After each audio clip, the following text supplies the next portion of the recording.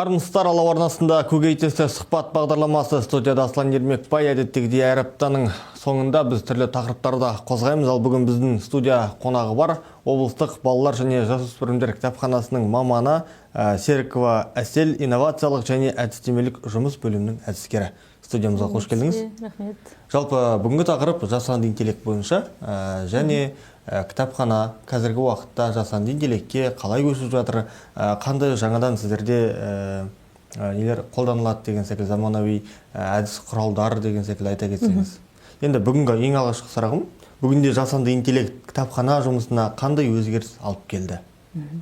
Жасанды интеллект бойынша енді балаларды қызықтыру үшін кітапты, мысалы бір кітапты түсінбей жатса, сол жасанды интеллекттің көмегімен әртүрлі енді бағдарламалар бар, сол бағдарламаның көмегімен мультипликационный енді бейне ролик жазып шығаруға болады, және де сол бейне роликпен балаға енді жеткізіп түсіндіріп беруге болады. Мысалы бір іс-шараны ұйымдастырсақ та, оны жай ғана бір бетке енді бұрынғы сарында қағаздың көмегімен шығарып алып деген секілді, ондай дүние жоқ қазір. Ондай дүние жоқ. Енді қазіргі заманмен ілесіп бірге келе жатырмыз.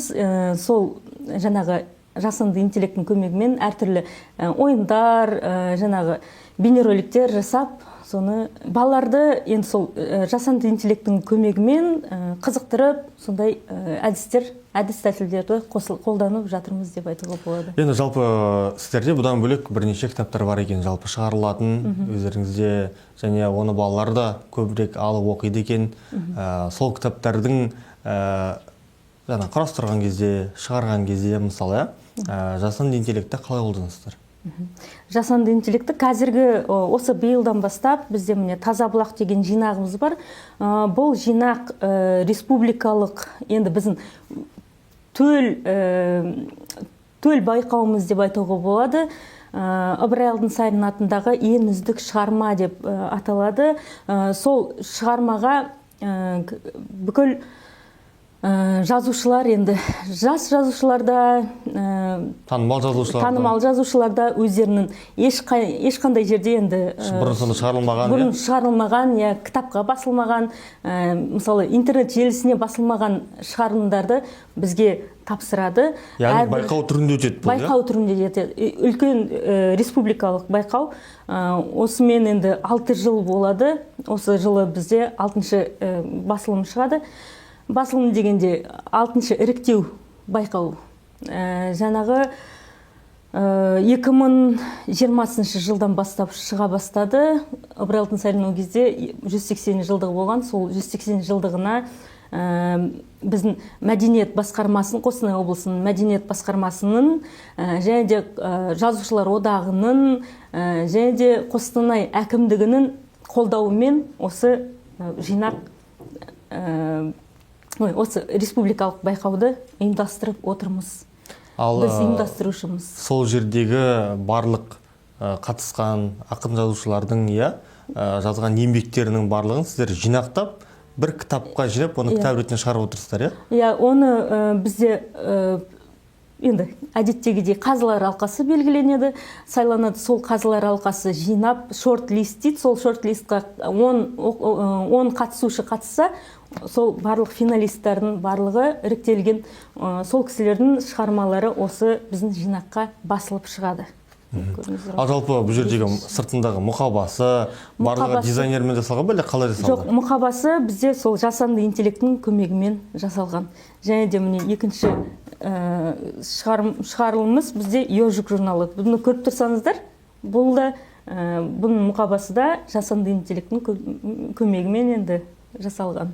Фотосуреттер. Яғни сіздерге немен жеңілдетіп отыр? Қазір белгілі бір дизайнерді жалдау керек емес, тек команда бір.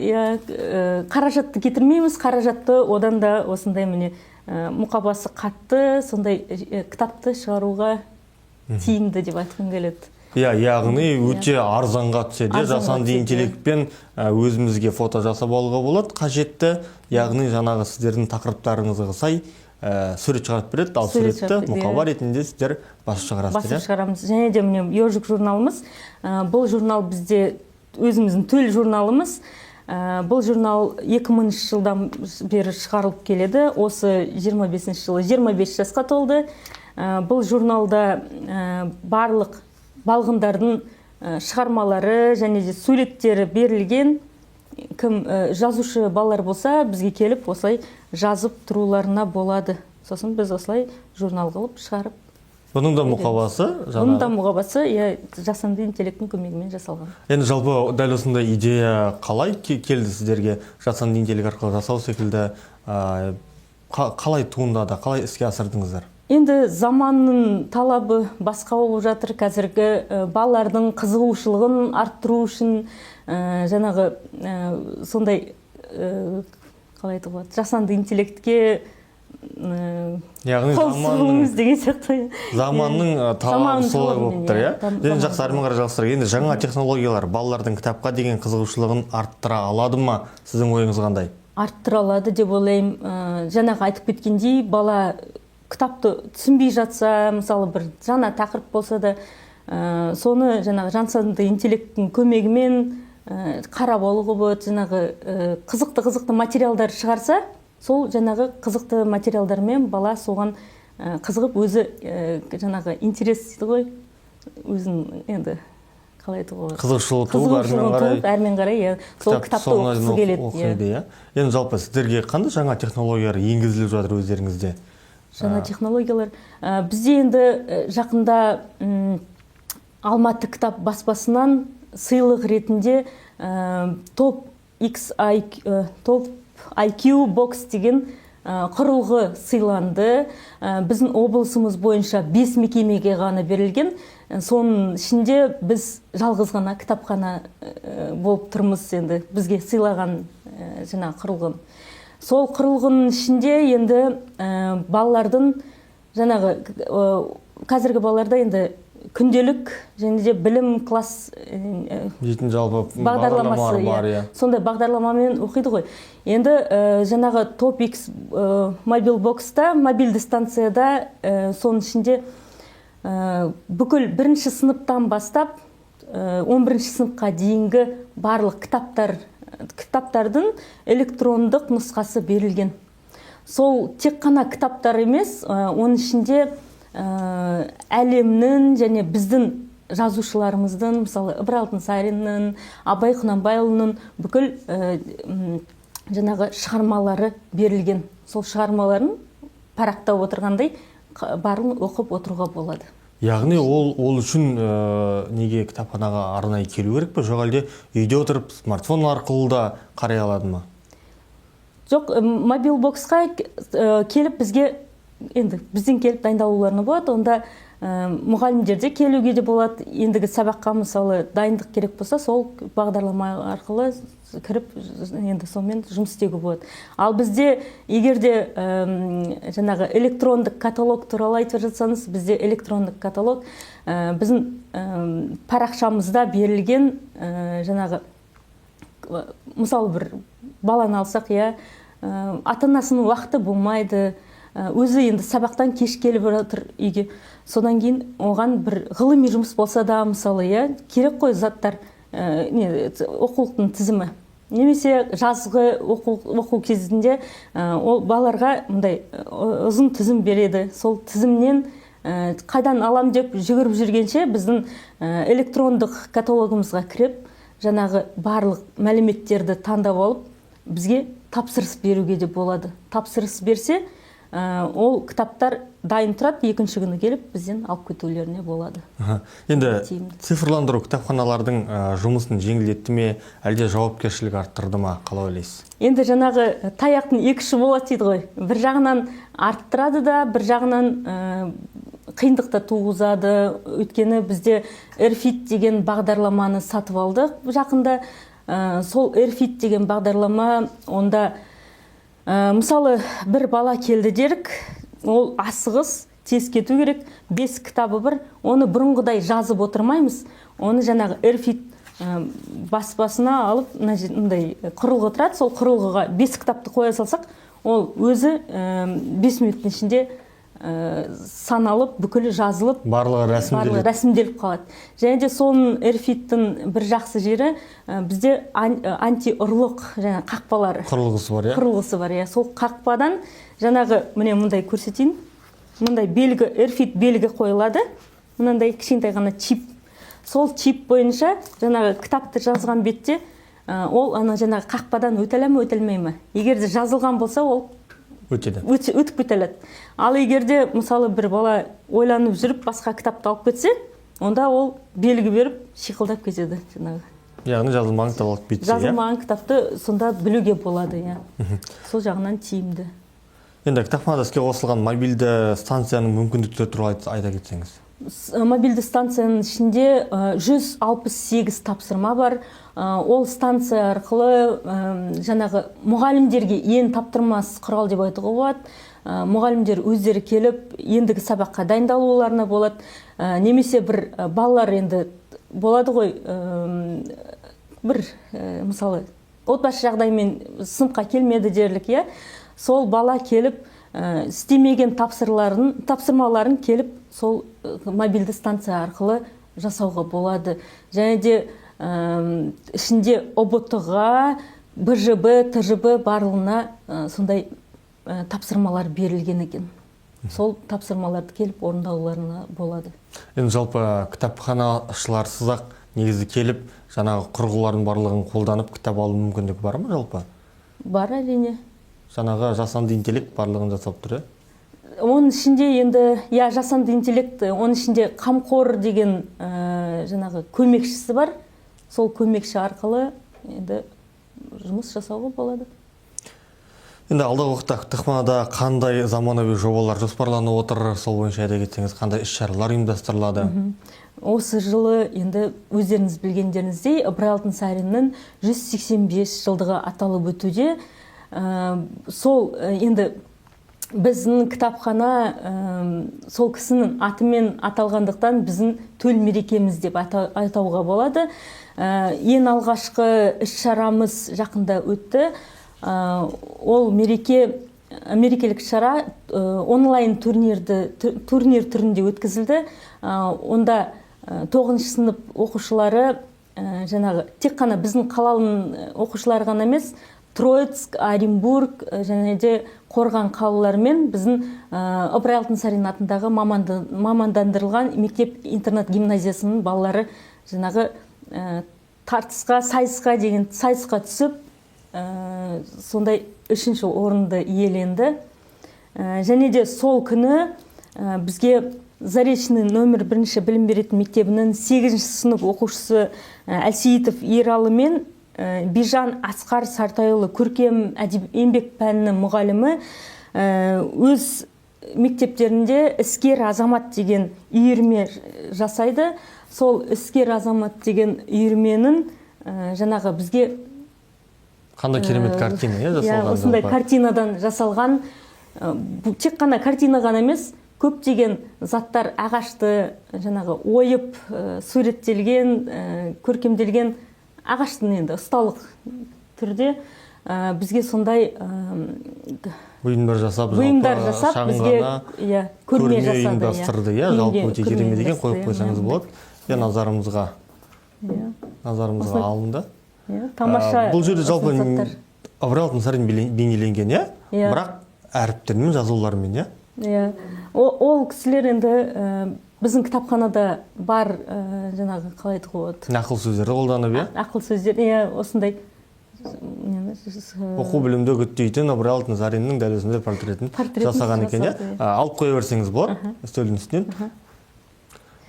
Жалпы қазір балалардың кітапқа деген құмарлығы қаншалықты? Қазір келіп кітап оқитын балалар әлде бар ма? Әрине бар.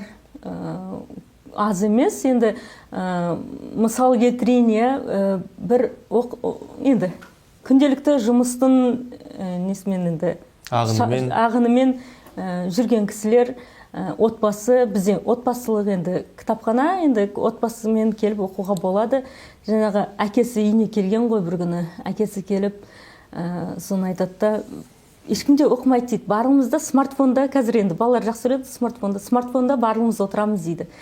Жаңағыны көріп, мен екінші күні барып кітапханаға барып кітап алып келемін дейді. Кітапты алып келіп өзім оқи бастаймын дейді. Қараймын дейді, маған ешкім қосылғысы келмейді.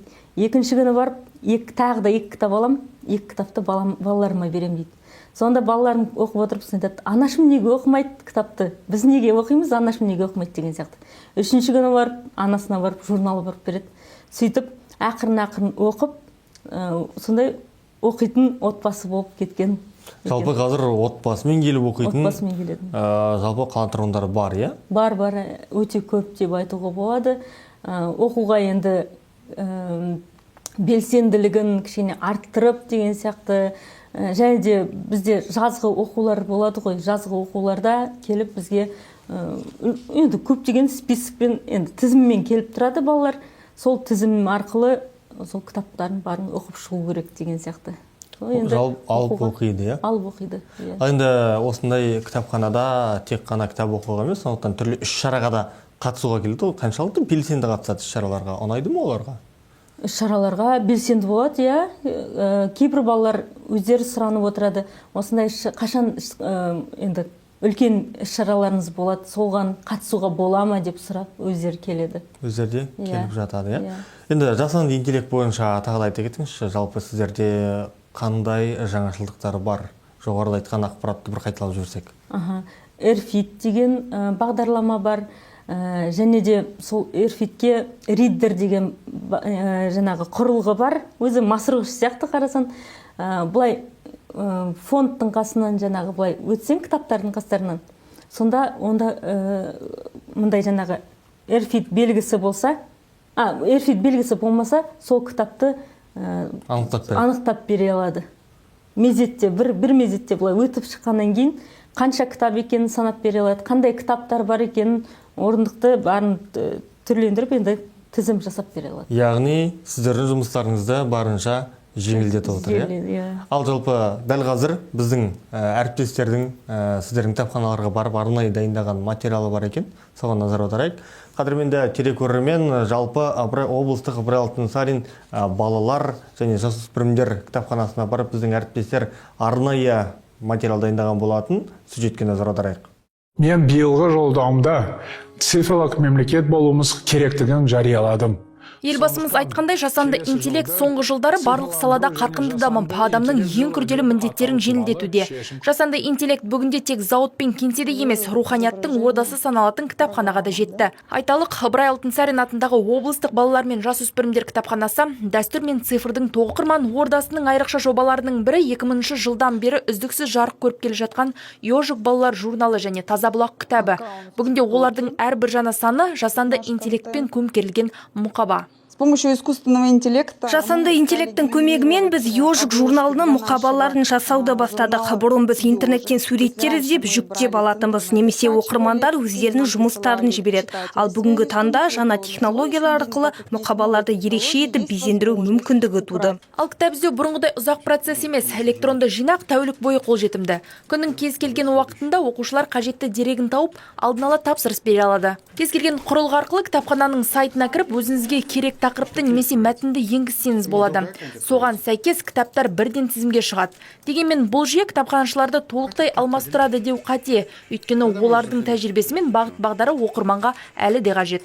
Работа не уменьшилась. Жұмыс азайған жоқ, тіпті артты деуге болады. Себебі бұл жүйе дұрыс жұмыс істеу үшін біз ең алдымен бәрін сапалы әрі мұқият дайындауымыз керек. Ақпаратты дұрыс жеткізіп, нақты әрі түсінікті етіп ұсыну басты талап. Кітапханада жақында ғана мобильді станция іске қосылды. Бұл құрылғыда кітаптардың электронды нұсқалары, телекөпірге қосылу мүмкіндігі, интернет желісі және әр оқулыққа арналған қосымша тапсырмалар қамтылған. Құрылғыны бір орынға байлап қоюдың қажеті жоқ. Ол жеңіл қозғалады, қуаты ұзаққа жетеді. Сондықтан оны жүрмелі ақылды планшеттеуге толық негіз бар. Міне көрдіңіздер ме? Жұмыс дәптері дейді. Біреу көп, үлкен, кіші, дөңгелек деп, міне мазмұны барлық. Осылай кіріп, ашып, бүкіл тапсырмаларды орындауға болады. Міне бірінші сыныптарға жазуға да болады, иә. Иә, міне мына сәйкестендір дейді. Иә, міне былай мысалы, міне мен дұрыс істедім ба, дұрыс істемедім ба деген көреміз. Қайталап, орындап көр. Көрдіңіз ба? Жаңа технология тек оқуға ғана емес, кітапты қорғауға, реттік нөмірін бірден анықтауға да қызмет етеді. Білім бұлағын беру немесе қабылдау кезінде арнайы AirFight құрылғысы орналастыру жеткілікті. Жүйе кітап туралы барлық мәліметті бірден көрсетіп, тіркеу процесі автоматты түрде жүзеге асырылады. Сонымен қатар қорды түгендеуде де жаңа технологияның көмегі зор. Вот такая техника. Мұндай техника өте жылдам жұмыс істейді. Осылайша бір қатарға жүргізу арқылы ноутбук немесе планшетке барлық инвентарлық нөмірлер бірден шығып, белгілі бір сөреде қандай кітаптар бар екенін көрсетіп береді. Мұнда әр кітап арнайы электронды қауіпсіздік жүйесімен қорғалған, яғни соңғы бетінде арнайы AirFit белгілер бар. Егер кітап тіркеусіз сыртқа шығарылса, мынау ұрлыққа қарсы құрылғы жүйесі бірден дыбыстық белгі береді. Бұл технология кітаптардың жоғалып кетуіне жол бермей, қорды тиімді сақтауға мүмкіндік береді. Кітап мәңгі, ал оны жеткізу жолы заманмен бірге жаңарып отырады. Жалпы жаңа ғана бейнематериалда көріп алдық. Жалпы сіздерде тағы да қандай жаңашылдықтар бар, соған тоқтала кетсеңіз. Енді барлық іс-шараларымыз бізде мана айтып кеткендей, Ыбырай Алтынсариннің 185 жылдығына арналған біздің өзіміздің проекті деп айтуға болады. Сөз құдіреті деген байқауымыз бар. Ол сөз құдіретіне біз енді облыстық кітапхана болғандықтан бүкіл облыс бойынша балаларды дайындап, сол жерде іріктеу турынан өткізіп, бізге әкеліп, сол жаңағы сөз құдіретіне қатыстырады балаларды. Сол мысалы бір Бауыржан Момышұлының Ұшқан ұясын оқиды. Соны оқы десе, соны жаңағы келіп, қазылар алқасы барлық балаларды іріктеп, сол іріктелген балалардан финалист бала енді бірінші орынға шығарады. Жалпы, бүгін студияға келіп кітапханадағы жаңа инновациялар жөнінде кітапханаға еніп жатқан жасанды интеллекттер бойынша сұхбат бергеніңізге алғысымызды білдіреміз. Сондықтан мына камера сіздің еншіңізде, көрермендерге ізгі тілегіңізді жаудырсаңыз рұқсат. Ал құрметті оқушылар, бізге келсеңіздер болады. Бізде енді айтып кетсем бола ма, жаңағы көптеген үйірмелер бар, алтын моншақ деп аталады, және де библия ұзартылым бар. Библия ұзартылымға келіп, ата-аналарыңыз сіздерді 1 сағат, 2 сағатқа қалдырып кету мүмкіндігі бар. Жаңағы библия ұзартылымда енді мектептегі ұзартылым сияқты емес, бізде кітапты аламыз, кітапты мысалы кітапханашымен отырып, сол кітапты оқып, өзара диалог құрып, жаңағы кітап туралы түсіндіріп, яғни баланы кітап оқуға баулайсыздар. Баулаймыз, соған келулеріңізге болады. Және де сіздерге мұндай тосын сыйымыз бар. Жаңағы біздің Ыбырай Алтынсариннің енді төл мерекесі болғандықтан, мұндай міне күнтізбеде мұнда барлық енді кітаптар, Ыбырай Алтынсариннің өмірінен мысалы ақпарат жазылған. 1857 жылы Ыбырай Алтынсарин орынборындағы оқуын өте жақсы үлгеріммен аяқтады деп деген түрлі ақпарат. Тындай ақпараттар. Жақсы. Олай болса, студиямызға келгеніңізге алғысымызды білдіреміз. Аман сау болыңыздар. Алдағы уақытта кітапханаға келетін оқырмандар көп болсын. Ал біздің еліміз әрқашан өркендей берсін, саналы және білімді ұрпағымыз көп болсын. Сау болыңыз. Рахмет, сау болыңыз. Қадірмен телекөрермен, бұл көкейтесті сұхбат бағдарламасы. Студияда болған Асан Ермекбай, ал студия қонағы Серікова Әсел, инновациялық және әдістемелік жұмыс бөлімінің әдіскері, облыстық Ыбырай Алтынсарин атындағы балалар және жасөспірімдер кітапханасының қызметкері болатын. Ал біз сіздермен келесі кездескенше қоштасамыз. Аман сау болыңыздар.